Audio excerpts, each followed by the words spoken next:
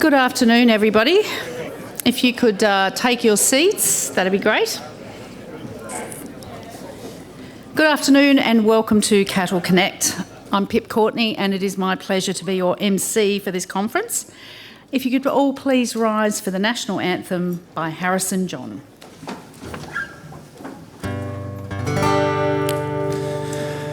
Australians, oh let us rejoice, for we are young and free, with gold and soil and wealth for toil. Our home is girt by sea. Our land abounds in nature's gift of beauty, rich and rare. In history's page, let every stage to advance Australia fair. In joyful strains, then let us sing, advance Australia fair.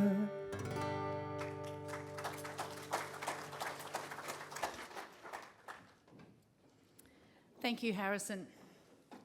Again, good afternoon and welcome to Cattle Connect. I'm Pip Courtney and it is my pleasure to be your MC for this conference. I host the ABC's Rural Affairs program Landline, a show I joined in 1993. Were you born then, Harrison? No, probably not. To get out of Tasmania, and it proved to be a very good move. For over 30 years, I've been visiting cattle farms, properties and stations around Australia. My first trip to the Northern Territory, I said to the station manager, "What is the name of your farm?"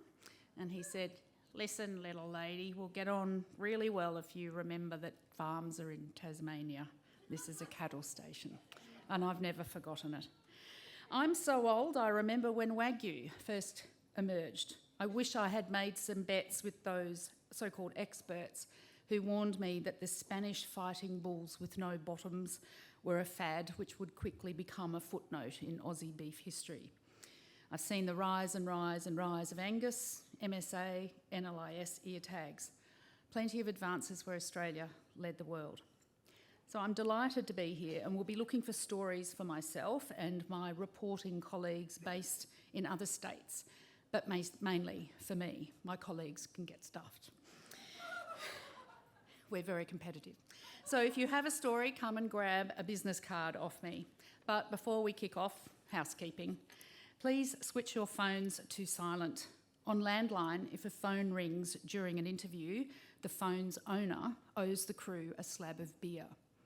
I will happily levy that tax today. I know you like levies. Tasmanian sparkling though, not beer.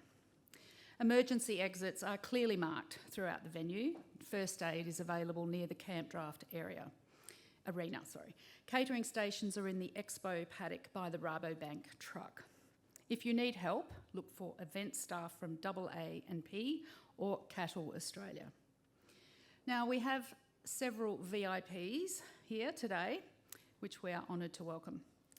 Senator the Honourable Anthony Chisholm, the Assistant Minister for Agriculture, Fisheries and Forestry. He's also the Assistant Minister for Regional Development and Assistant Minister for Resources. The Honourable David Littleproud MP, Federal Member for Maranoa, Leader of the Nationals and the Shadow Minister for Agriculture. Gary Edwards, the Chair of the Board of Directors for Cattle Australia, and the Mayor of the Western Downs Council, Andrew Smith. This year's theme is Valuing Beef's Future.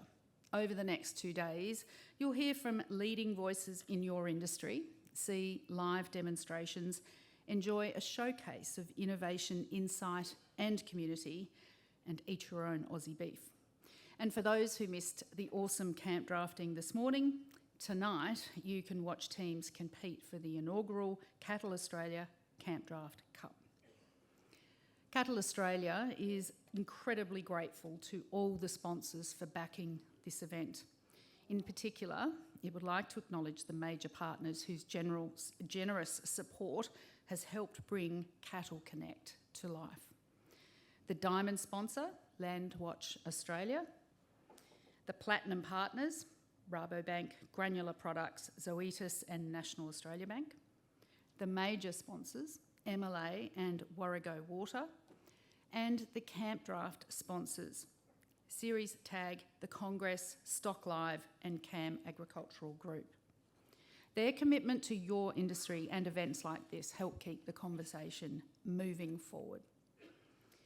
Cattle Australia acknowledges and thanks all of the sponsors and exhibitors supporting the event. To help them and support them, head out to the Expo paddock over the next 2 days for chats. And everyone needs a new stubby holder or a hat, of course. Now, all sessions this afternoon will be live streamed from the Rabobank truck, so if you need to stretch your legs, you won't miss anything.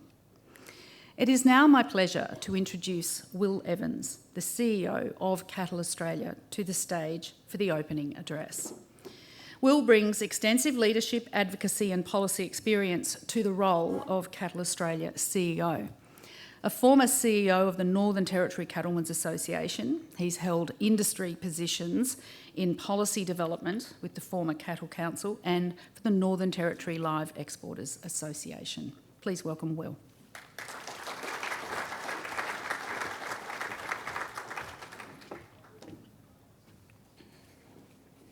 Good afternoon, everybody, and thank you, Pip.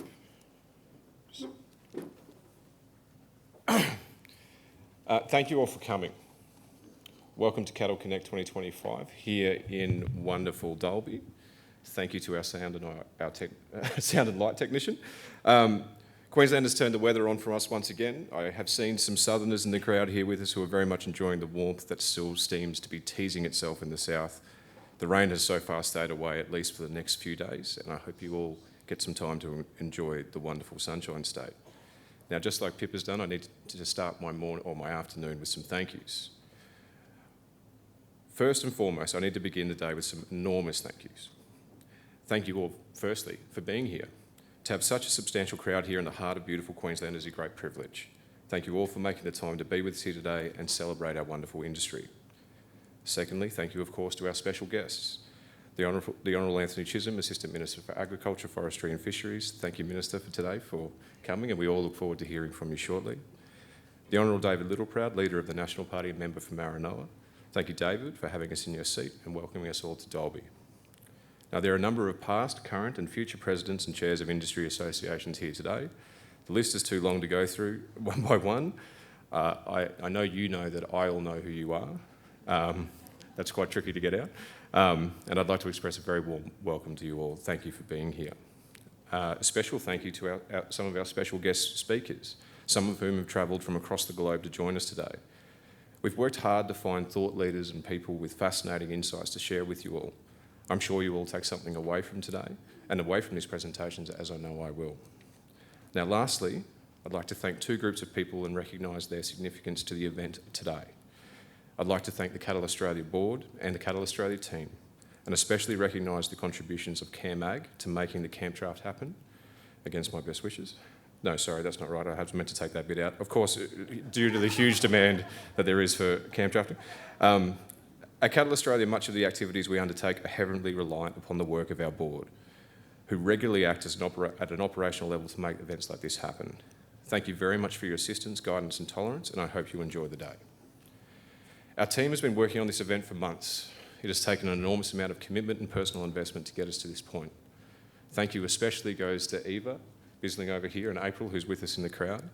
I know you will both breathe a sigh of relief once today and tomorrow's events are closed, and you can both rest easy this weekend with a job well done. Finally, there's one more group who needs an enormous thank you, and that's the sponsors.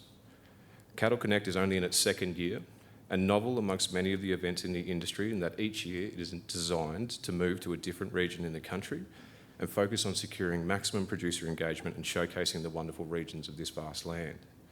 Events like this simply cannot happen without your generous support. Thank you for those who have come with us to Dalby from Tamworth last year, and thank you very much for our supporters. And let me leave you with something to consider for next year. Cattle Australia is truly building something special.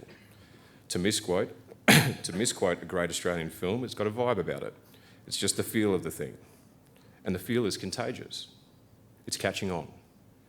In the past months, I've travelled to almost every state and territory in Australia, and time and again I've heard producers express that they love the work Cattle Australia is doing, that they feel we are one of the only organisations who truly speak on their behalf. Now, that's not quite right. The truth is that there are many wonderful organisations who day in and day out speak on behalf of and fight on behalf of Australia's agricultural sector. There are hundreds of people in small offices all over this country who take this responsibility seriously. So the question then becomes, why then is Cattle Australia standing out? The reality is there have been far too many discussions going on at a federal level in which cattle producers' voices have not been heard. This has been going on for far too long. Too many have forgotten that we are an industry with a $70 billion turnover, manage more than half of Australia's land mass and employ tens of thousands of people across the nation.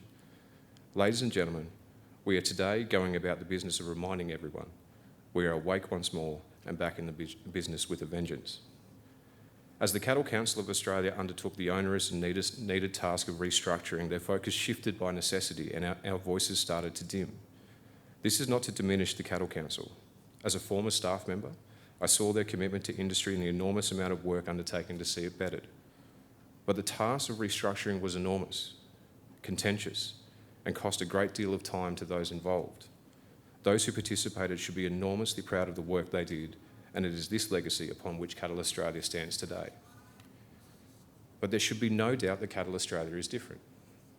There should be no doubt that we have come through this process stronger. In just my short time with the organisation, we have taken on some enormous tasks. US beef imports, safeguarding land development nationally, the NLAS uplift, EUDR implementation, advocacy against organisations seeking to become quasi-regulators of our industry, an alliance of global beef industry associations writing to the UN on the need for a split gas accounting method for methane, advocacy against nutritional guidelines that attack the beef industry and its effect upon the environment, continuing to advocate for equitable investment in Australia's biosecurity and animal health programs, the review of the Red Meat MOU, and of course, we've instigated a review of the cattle transaction levy. All of this from a small team of people and a dedicated and passionate board. We have not sought these fights because they were easy. In fact, we have deliberately sought them out because they are hard. We have put the nation on notice that Cattle Australia is a force on behalf of our industry and on behalf of our people. We stand on behalf of good people who have for too long been picked on, villainised, not for doing anything wrong but merely for existing, for continuing in the legacy of their forefathers and for seeking to protect their communities and their families, for working to feed those who are hungry without whom they would starve.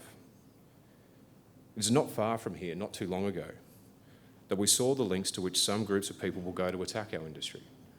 Who can forget the scenes of hundreds of animal activists marching across the fields onto the lands not just of a legal business but of a family home? And why? Because they were breaking the law and committing massive crimes that required community intervention? No. Because they were part of a global conspiracy designed to inflict harm and hurt upon the community and good people? No. It was because they had the temerity to have a feedlot.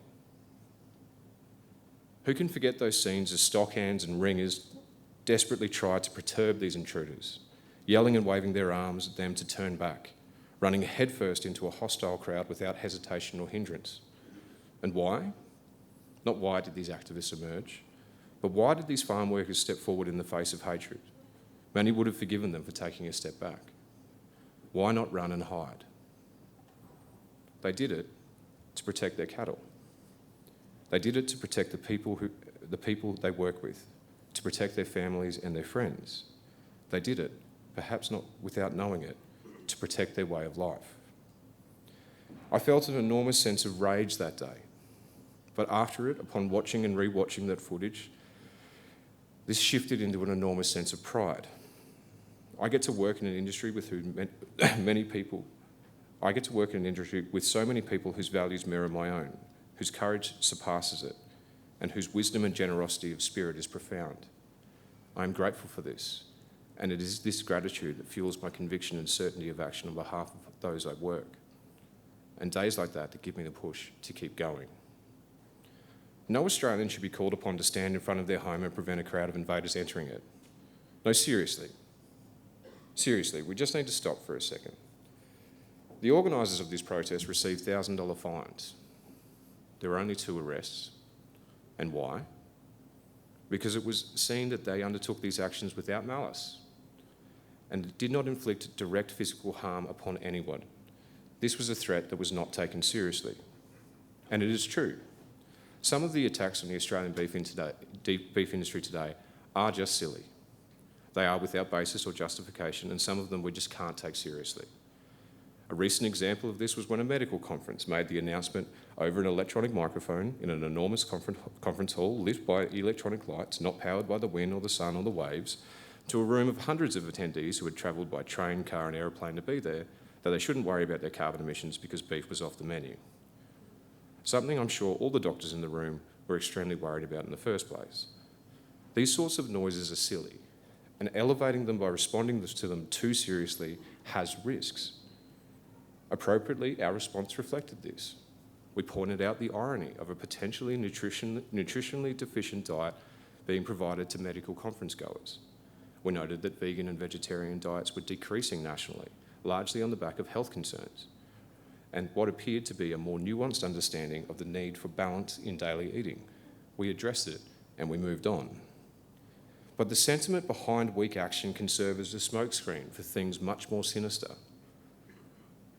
While these doctors' events may not in itself have inflicted harm, they are a reflection of a deeper and more dangerous sentiment.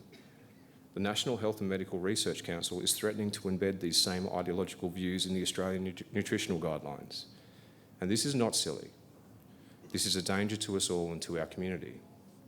And appropriately, our response to this has reflected it. We have raised this issue directly with the National Health and Medical Research Council. We have a meeting with them later this week. We have also raised the issue publicly and will continue to do so.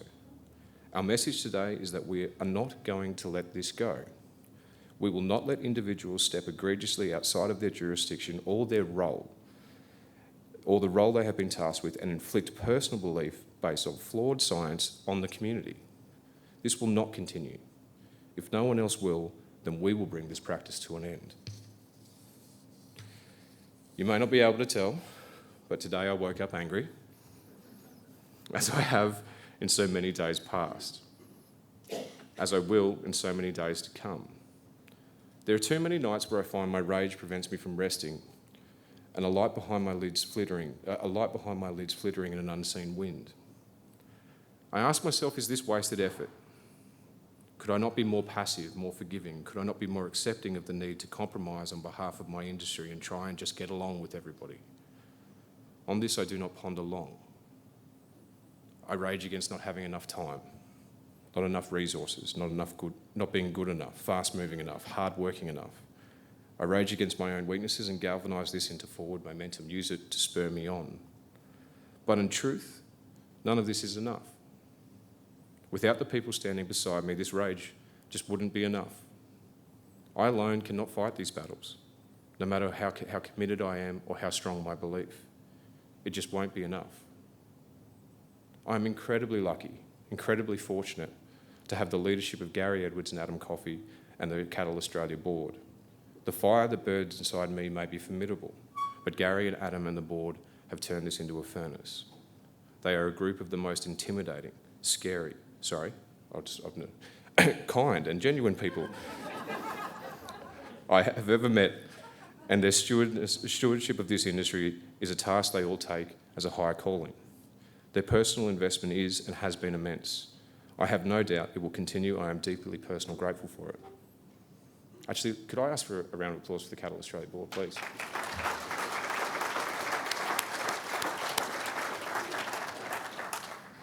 I also have an exceptional team.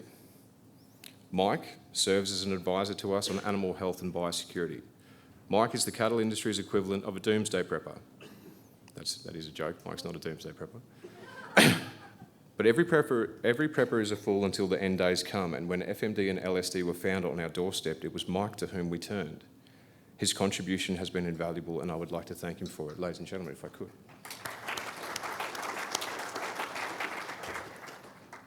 Neve is Mike's faithful partner in crime.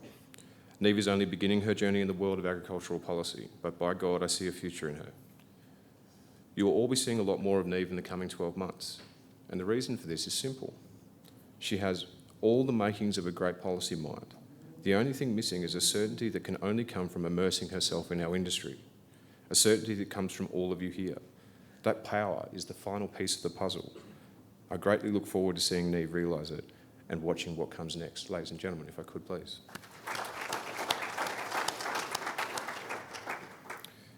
We have the wonderful Melissa. I never thought I could be so terrified and intimidated by someone so kind and gentle. For those of you who have not had the great opportunity to meet Melissa, please make sure you do. I promise you, you will not regret it. She is one of the great minds in our industry currently and is likely to remain so for the foreseeable future.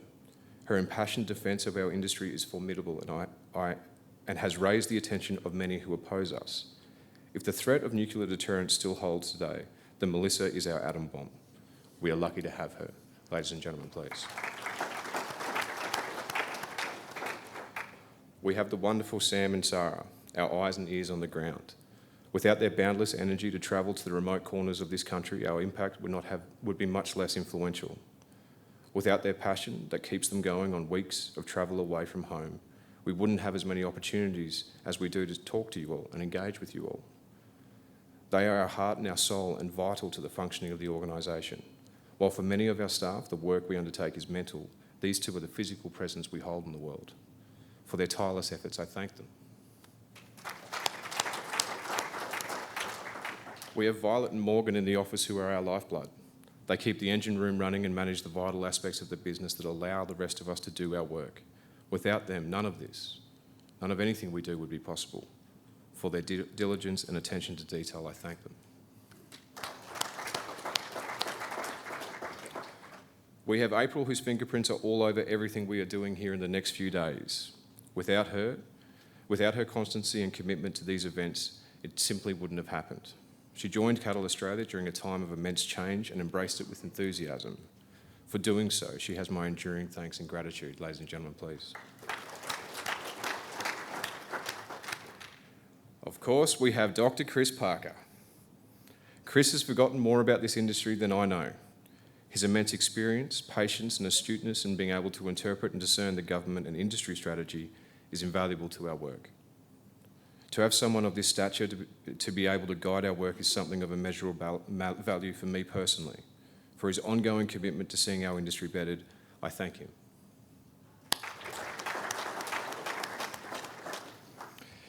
And then, of course, we have Eva.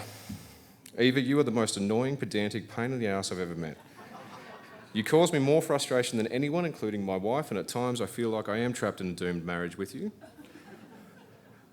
But as with any great marriage, no matter my frustration and annoyance with you, it comes from a deep connection that we share. There is no way I could do this job without you, Eva. His strengths make up for my weaknesses and his skills in policy development are astonishing. He fights with an incredible conviction and is truly my right arm, without which I would fall apart. Thank you, Eva, and never stop annoying me, please.